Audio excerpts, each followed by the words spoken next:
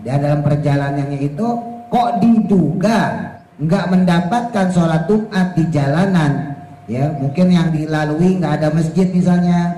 Nah maka orang tersebut diharamkan pergi ba'da fajriha, setelah fajarnya, maksudnya fajri yaumil jum'ati, yaitu terbitnya fajar, ya subuh pada hari Jumat.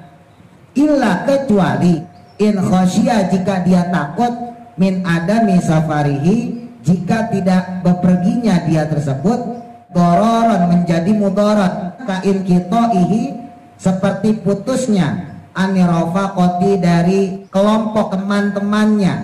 Jadi misalnya ada rombongan mau pergi haji gitu ya, sementara posisinya di Solo, dia harus ke Jakarta untuk kumpul bersama temannya untuk cek persiapan hajinya. Nah takut ketinggalan rombongan, nah, itu diperbolehkan.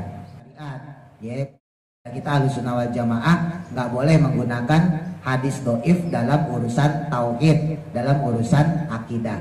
Tapi kalau dalam fadhailul amal, dalam urusan keutamaan ibadah, untuk bikin semangat supaya kita tambah sregep ibadah ya, maka diperbolehkan. Nah dalam hal ini orang-orang yang dia sholatnya istiqomah di suatu masjid, duduknya juga istiqomah di suatu tempat, maka itu ada malaikat yang ngedoain. Nah seandainya orang ini ya, malam Jumat kalau dia berangkat, ini malaikat yang biasa ngabsen dia manggil, pulang gitu. Jadi kalau saya berangkat tuh ke Jawa, malaikatnya manggilin Bapak Ibu, Jalani balik lagi gitu. Cuman saya agak denger, saya jalan aja gitu. Nah ini hadisnya tapi dhaif ya, makanya ulama tidak mengharamkan, hanya sebatas makruh ya. Beda sama yang berangkat pas fajar tadi jauh. Nah orang yang dalam perjalanan jauh ini, maka diperbolehkan secara fikih mengqosor ya, memendekkan sholat yang 4 ya, berarti zuhur, asar, isya menjadi 2 rakaat. Muaddatin, yang mana dilakukan dengan tunai, artinya bukan sholat qadha ya. Perjalanan yang panjang sebanyak 2 marhalah, kurang lebih 83 sampai 84 km. Seseorang nggak boleh mengqosor sholat kalau dia masih berada di wilayahnya. Balat itu sendiri memang ulama khilafiyah Bapak Ibu. Nah ulama-ulama modern itu mengklasifikasi, menentukan balat wilayah, yaitu setidaknya dia ada 3 hal di situ. 1 pasar, 2 pengadilan, yang ketiga yaitu polisi, aparat. Jadi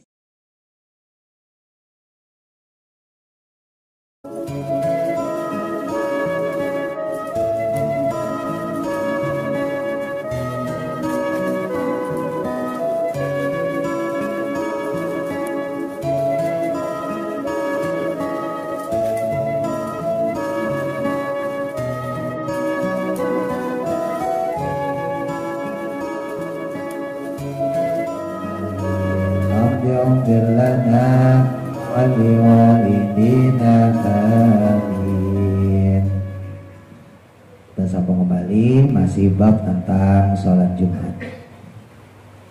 Bismillahirrahmanirrahim. Qala musannifu rahimahullahu ta'ala wa nafa'ina bihi wa bi barakati ulumihi fi daraini amin. Wa haruma, dan juga haram, alaman atas orang, talzamuhu, yang wajib baginya, apa al-jumu'atu, jumatan, wa illam tan akidah, walaupun bukan bagian sahnya jumatan tersebut, bihi, dengan dia itu dilarang apa? Safarun, bepergian. Nah, ini penting nih ya. Jadi buat orang yang dia terkena wajib Jumat walaupun dia tidak termasuk sahnya Jumat. Kemarin kita bahas ya Bapak Ibu, di antara yang tidak menjadi sahnya Jumat kan musafir ya, orang yang sakit ya, dia tetap wajib Jumat tapi tidak menjadi syarat sahnya Jumat. Jadi seandainya ada 40 orang, 30 orangnya musafir semua, jadi nggak gugur sholat Jumatnya. Nah sekalipun bagi musafir misalnya, dia tidak menjadi bagian daripada sahnya Jumat, maka tetap bagi dia itu haram bepergian pada hari Jumat tersebut. Tafutu yang mana bisa tertinggal dia itu bihi dengan bepergiannya al-jumu'atu akan Jumatan, yang mana kalau dia pergi maka dia nggak melaksanakan Jumatan, dia akan ketinggalan Jumatan. Ka'anzonna, seperti halnya misalnya dia menduga annahu, bahwa sesungguhnya dia itu la yadrikuha, tidak akan mendapatkan Jumatan fi tariqihi, dalam perjalanannya, au maqasidihi, atau tempat tujuannya. Walau kana, walaupun adanya asafaru, perjalanan yang dia lakukan itu taatan, untuk taat pada Allah, untuk ibadah. Ya, misalnya untuk silaturahim, nah itu kan ibadah. Manduban, baik perkara tersebut disunahkan, au wajiban, atau yang diwajibkan. Ya, jadi misalnya dia mau bayar utang, nah bayar utang kan wajib. Nah, dia dalam perjalanannya itu kok diduga dia bisa ketinggalan sholat Jumat, nggak mendapatkan sholat Jumat di jalanan. Ya, mungkin yang dilalui nggak ada masjid misalnya. Nah, maka orang tersebut diharamkan pergi.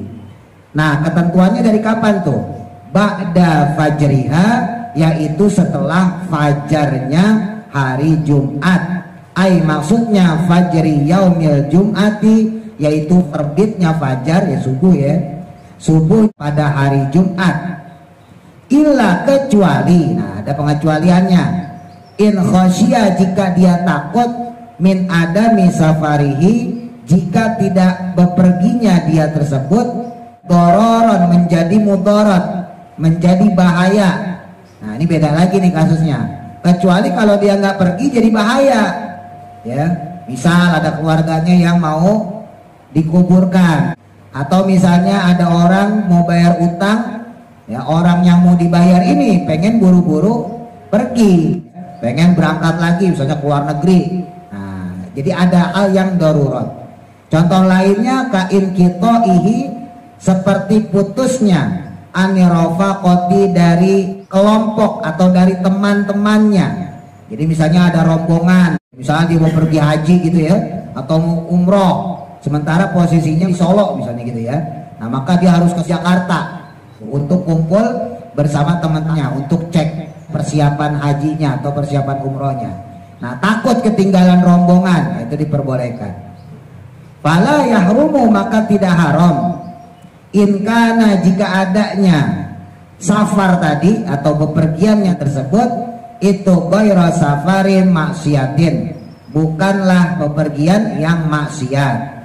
Walau ba'da zawali, walaupun sesudah tergelincir fajarnya matahari. Nah, jadi ada keharaman buat orang yang dia menduga tidak bisa sholat Jumat, berangkat setelah fajarnya hari Jumat. Ya, jadi subuh lah. Ini penting nih, khususnya buat bapak-bapak misalnya seandainya pulang kampung, kok ngambilnya hari Jumat, ya maka seandainya berangkatnya subuh, berarti pagi ya, maka dia tetap terkena wajib Jumat, ya walaupun tidak menjadi sahnya Jumat. Jadi seandainya di perjalanan kok sudah azan zuhur masuk Jumat, berarti wajib buat kita melipir, ya wajib bagi kita singgah untuk melaksanakan sholat Jumat. Konsekuensinya begitu. Loh, kan musafir Pak Ustadz. Iya, tapi dia berangkatnya terbit fajar, masalahnya itu. Kalau dia dalam perjalanan sebelum fajar nggak masalah. Berangkat jam 12 malam, misalnya gitu ya. Tujuannya Jawa Timur, ya. Naik motor pakai saya tuh. Nah, jam 10 baru nyampe Solo. Berangkat jam 12 malam sampai Solo paling jam 10, jam 11, 12 jam, ya. Nah, kebetulan seandainya gitu ya, nggak bisa melaksanakan sholat Jumat, digantilah sholat zuhur, atau niatnya pengen langsung menjamak. Nanti saya jamak aja sekalian zuhur sama asarnya. Nah, itu boleh. Kenapa? Karena kita berangkat sebelum keluarnya fajar. Walaupun nanti ada pendapat sebagian ulama yang memperbolehkan sholat Jumat dijamak dengan asar, ya. Nah, jadi Kalau kita berkaca dengan pembahasan sebelumnya, di mana Jumatan itu kan ada dua pendapat ulama. Pendapat yang pertama, Jumatan itu merupakan sholat zuhur yang diringkes, ya, 2 rakaat Jumatan, 2 rakaatnya khutbah. Nah, pendapat yang kedua, Jumatan ya Jumatan, beda sama zuhur, gitu ya. Yang kemarin kita bahas, yang mana menimbulkan perbedaan pendapat masalah qobliyahnya. Ada nggak qobliyah Jumat, kan gitu. Kalau pakai pendapat Jumatan adalah sholat zuhur yang diringkes, 2 rakaat plus khutbah 2 kali, maka ada qobliyah Jumat sebagaimana qobliyah zuhur. Tapi kalau menurut pendapat bahwa zuhur itu sholat sendiri, Jumatan juga sholat sendiri, maka nggak ada qobliyah Jumat. Nah, kita lari ke sini. Kalau menurut ulama yang mengatakan bahwa sholat Jumat itu adalah bagian sholat zuhur yang diringkas 2 rakaat, maka menurut beliau-beliau nggak boleh sholat Jumat dijamak dengan sholat asar, ya, menurut pendapat ini. Tapi kalau menurut pendapat yang kedua, yang mengatakan sholat Jumat berdiri sendiri, sebagaimana sholat zuhur sholat berdiri sendiri, maka diperbolehkan orang tersebut menjamak dengan sholat asar. Ya, jadi seandainya kita berangkat sholat Jumat, selesai sholat Jumat orang-orang bubar, kita langsung berdiri lagi untuk sholat asar, mengumpulkan sholat Jumat dengan sholat asar. Dilakukannya pada waktu Jumatan, jamak takdim, ya, nanti kita bahas. Wa yukrahu, dan dimakruhkan apa asafaru, safar, berperjalanan, lailatal Jum'ati, pada malam Jumat. 5, karena adanya hadis, ya, keterangan ruwiyah yang diriwayatkan bisanadin dhaifin, dengan sanad yang lemah. Jadi ada juga yang memakruhkan karena adanya hadis walaupun lemah, ya, tapi secara amalia boleh diamalkan. Ya, ada hadis tentang larangan untuk berangkat pada malam Jumat walaupun lemah. Jadi sifatnya di sini hanya makruh saja. Hadisnya nih, man, siapa orang safaro yang dia lelungan, dia bepergian lailata, pada malam hari Jumat, da'a, nah ini, maka akan memanggil alaihi, padanya, malakahu, 2 malaikatnya. Duh. Maksudnya apa 2 malaikat di sini? Malaikat yang biasa ngabsen dia, malaikat yang ngedoain dia ketika Jumatan. Kemarin sempat saya singgung, ya Bapak Ibu, ya. Setiap Jumatan itu ada malaikat khusus yang ngabsen. Biasa di masjid mana gitu, ya. Makanya kalau bisa, ya, usahain masjidnya jangan pindah-pindah. Ya, yang sholat ya Samsu misalnya Samsu aja, yang di Nur Iman aja, yang di Baitul Nur aja, yang di Asidik, yang Nurul Huda. Kalau bisa jangan pindah-pindah. Tempatnya pun kalau bisa jangan pindah-pindah. Karena ada malaikat khusus yang mencatat orang yang berangkat Jumatan ke masjid tersebut dan berada di tempat tersebut. Walaupun sekali lagi ini hadisnya doif, ya. Tapi hadis doif dalam fadhailul a'mal, dalam keutamaan beribadah itu boleh. Kecuali hadis doif dalam akidah, dalam syariat. Ya, kita Ahlussunnah wal Jamaah nggak boleh menggunakan hadis doif dalam urusan tauhid, dalam urusan akidah. Tapi kalau dalam fadhailul a'mal, dalam urusan keutamaan ibadah, untuk bikin semangat supaya kita tambah sregep ibadah, ya, maka diperbolehkan. Nah, dalam hal ini orang-orang yang dia sholatnya istiqomah di suatu masjid, duduknya juga istiqomah di suatu tempat, maka itu ada malaikat yang ngedoain. Nah, seandainya orang ini berangkat malam-malam, ya, malam Jumat kalau dia berangkat, ini malaikat yang biasa ngabsen dia manggil, pulang gitu. Jadi kalau saya berangkat tuh ke Jawa, malaikatnya manggilin Bapak Ibu, jalan nih, balik lagi gitu. Cuman saya agak denger, saya jalan aja gitu. Nah, ini hadisnya tapi dhaif. Ya, makanya ulama tidak mengharamkan, hanya sebatas makruh, ya. Beda sama yang berangkat pas fajar tadi. Kalau berangkat yang fajar itu diharamkan kalau seandainya kita menduga bahwa kita bakal kelewatan Jumat. Tapi kalau kita menduga nggak ngelewatin Jumat, ya nggak apa-apa. Berangkat aja, yang penting nanti pas ada masjid ya kita singgah. Dan hati-hati kalau kita pakai mobil, ya, cari masjid yang masjid kampung, jangan masjid rest area. Kalau masjid rest area semuanya musafir, hati-hati juga tuh. Nah, makanya saya pilih naik motor. Nah, kalau naik motor kan udah pasti masjid kampung. ya. Jadi kalau kita sholat Jumat, ya bapak-bapak misalnya yang pulang kampung atau kerja atau dagang ya, kalau bisa keluar aja dulu, cari masjid kampung. Karena kalau di rest area rata-rata musafir. Nah, itu mah cuma ngegugurin Jumatannya doang, tapi sholat Jumatnya sendiri tidak sah. Artinya apa? Selesai sholat Jumat maka harus iadah, harus sholat zuhur lagi gitu. Ya nggak apa-apa kalau kita mau mah. Cuman kan kadang-kadang orang ribet, udah habis sholat Jumat zuhur lagi ya kan.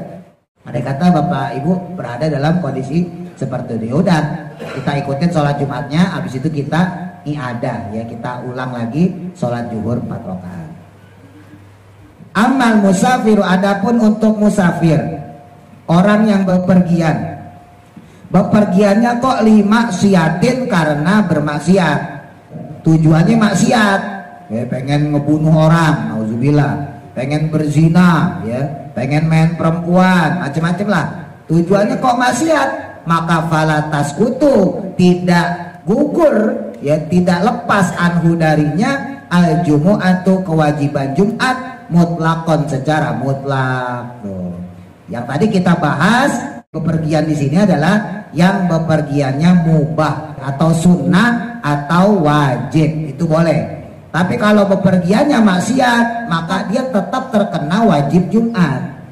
Dan juga nanti termasuk nggak boleh menjamak dan mengqashar sholat. Ya, tujuannya soalnya maksiat, ya, pengen ngebunuh orang, nauzubillah, pengen berzina, ya, pengen main perempuan, macam-macam lah, termasuk kabur, utangnya belum dibayar berapa pekan, ya kan, pulang kampung, nah, itu juga maksiat itu, melarikan diri, ya kan.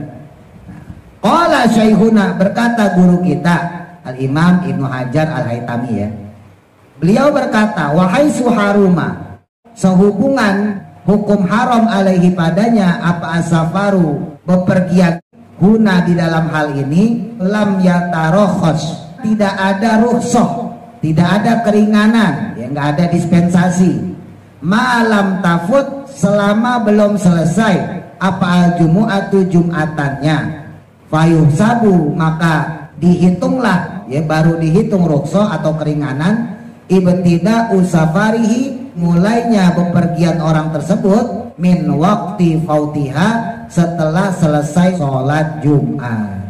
Jadi rukhsah itu baru dimulai ketika selesai dari Jumatan, gitu ya. Jadi orang bepergian kan dapat rukhsah. Tadi diantaranya ya, boleh mengqashar sholat, boleh menjamak sholat. Kalau nggak ada air boleh tayamum. Nah itu kan bapak ibu bagian rukhsah-rukhsah, keringanan-keringanan orang yang dalam keadaan uzur, yang dalam keadaan bepergian, termasuk orang sakit ya. Nah, rukhsah seperti itu nggak bisa didapatkan orang yang tetap terkena wajib Jumat. Ya, kalau dia tetap memaksakan diri untuk bepergian, maka keringanan-keringanan seperti itu nggak bisa dia dapatkan sampai selesainya Jumatan. Selesai dia sholat Jumat, baru rukhsah itu bisa dia dapatkan. Gitu. Titik. Tatimatun, kesempurnaan. Ya juzu, boleh, li musafirin, bagi orang yang musafir, orang yang bepergian, safaron, dengan perjalanan tawilan, yang lama atau yang panjang, ya, perjalanan yang panjang kalau dalam istilah fikih disepakati ulama sebanyak 2 marhalah, atau kalau diubah ke kilometer kurang lebih 83 sampai 84 kilometer. Adapun masalah kilometer ini khilafiyah ya, namanya juga hitung-hitungan zaman sekarang. Tapi kalau zaman dulu itu ulama sepakat ya, panjangnya adalah 2 marhalah. Nah permasalahannya 2 marhalah ini berapa? Ada yang mengatakan 80 km, ada yang mengatakan 82, ada yang 83, bahkan ada yang mengatakan 84 km. Kurang lebih jaraknya segitulah ya, jauhnya seseorang yang disebut dengan musafir dalam perjalanan jauh. Nah orang yang dalam perjalanan jauh ini maka diperbolehkan secara fikih, diperbolehkan secara syariat, qasru rubaiyatin, mengqashar atau meringkas sholat yang bangsa 4. Boleh dia meringkas, ya, memendekkan sholat yang 4, ya, berarti zuhur, asar, isya, ya. Dikosor yang 4 rakaat menjadi 2 rakaat. Muaddatin yang mana dilakukan dengan tunai, artinya bukan sholat qadha. Yang boleh dikosor diringkas di sini adalah sholat yang tunai. Wa faitatin safari qasrin, dan juga sholat yang belum dilaksanakan atau belum dilakukan dengan perjalanan kosornya fihi di dalamnya. Nah, jelas tadi ya. Jadi boleh dia memendekkan sholat yang 4, dikosor yang 4 rakaat menjadi 2 rakaat. Dilakukan dengan tunai, artinya bukan sholat qadha. Jadi seandainya dia punya utang, ya sebelum berangkat mungkin dia belum sholat zuhur, atau di perjalanan dia belum sholat zuhur, tiba maghrib atau isya, oh iya saya tadi belum sholat zuhur, lalu zuhurnya dikosor, yang tadi dia tinggalin, kagak boleh, maka nggak boleh dikosor. Nah ini supaya nggak gagal paham, di pembahasan sebelumnya udah sempat disinggung ya, ini kita ulang lagi aja ya biar bapak ibu ingat. Jadi sebetulnya antara kosor dengan jama itu hal yang berbeda ya. Jadi pembahasan kosor itu sendiri, jama itu sendiri. Kosor itu meringkas sholat yang 4 rakaat, yang 4 jadi 2. Sedangkan menjamak itu mengumpulkan sholat dalam satu waktu. Ini beda. Adapun nanti sholat jamaknya dikosor itu boleh. Nanti pembahasannya lain lagi nih, gitu ya.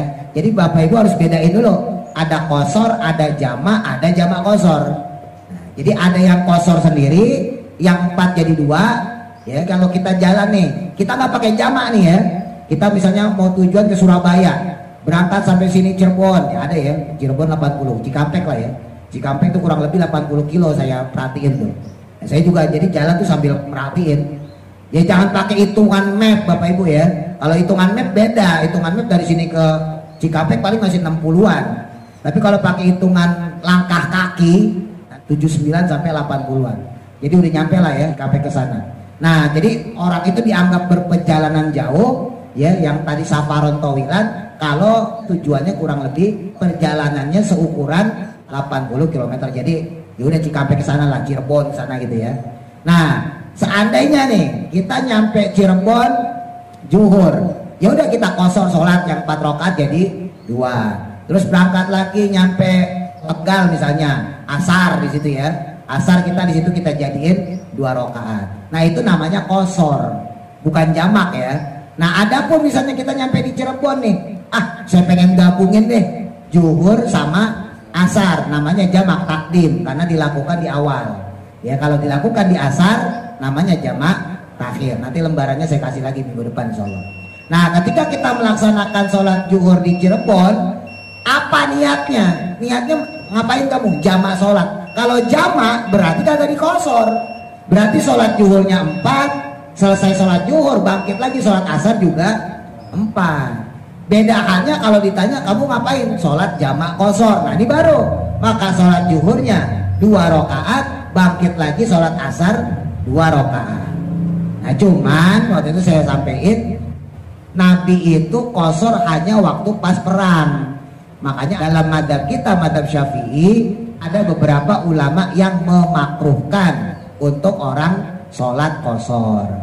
Tapi ada tapinya, kalau di madhab Hanafi justru disunahkan orang mengkosor sholat dalam perjalanan gitu. Jadi memang khilafiyah ya.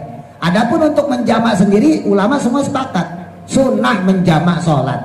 Makanya ini penting nih, jangan kita fanatik tapi blow on ya, fanatik tapi PA ya.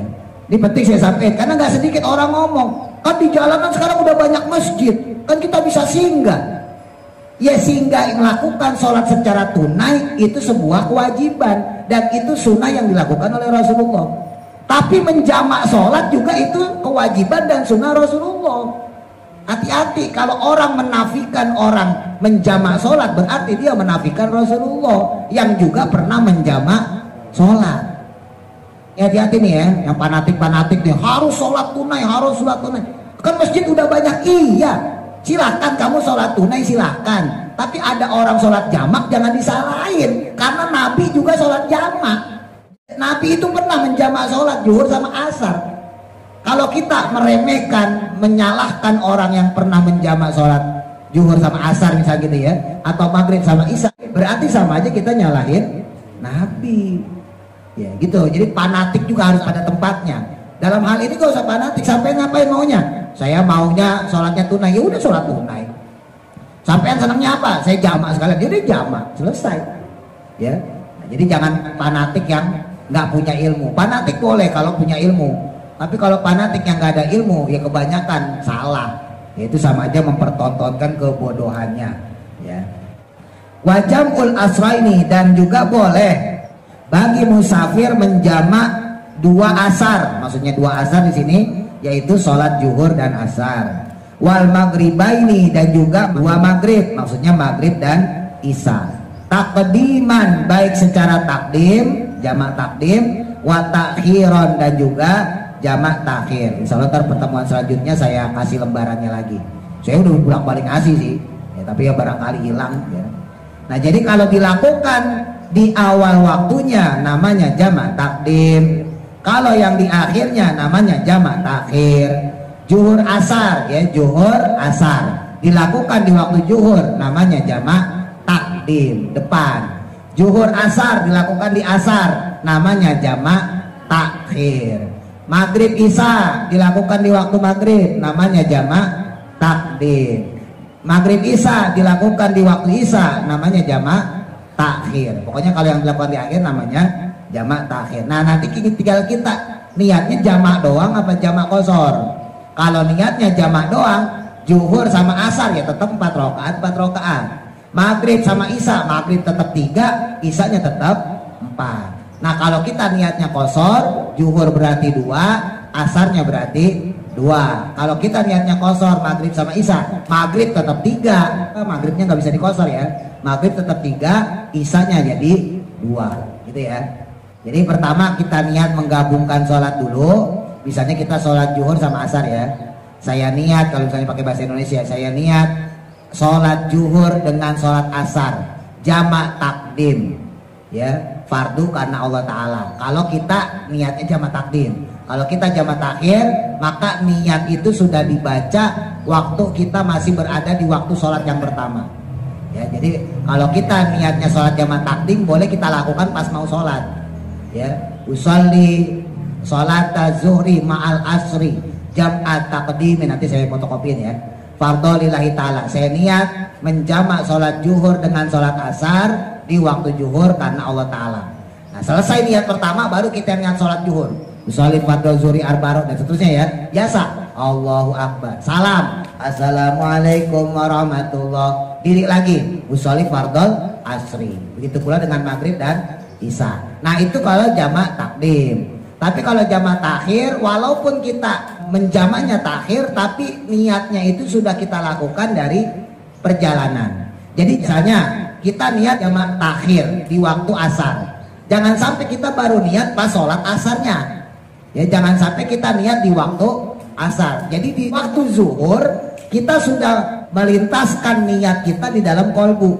Ya udah niat dalam hati, ya Allah, ini masuk waktu zuhur, tapi saya nanti mau sholat zuhur sama asar digabungin, dijamak di waktu asar. Jadi niat itu sudah terlintas di dalam kolbu kita di waktu zuhur. Kalau niat itu baru ada di waktu asar, oh iya tadi saya belum sholat zuhur, yaudah jamak sekalian deh, zuhur asar di waktu asar, maka sholat jamaknya nggak sah.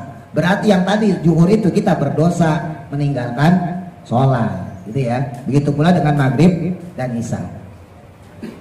Bifiroki surin, yang mana telah berpisah atau telah keluar orang tersebut dari batas kotanya.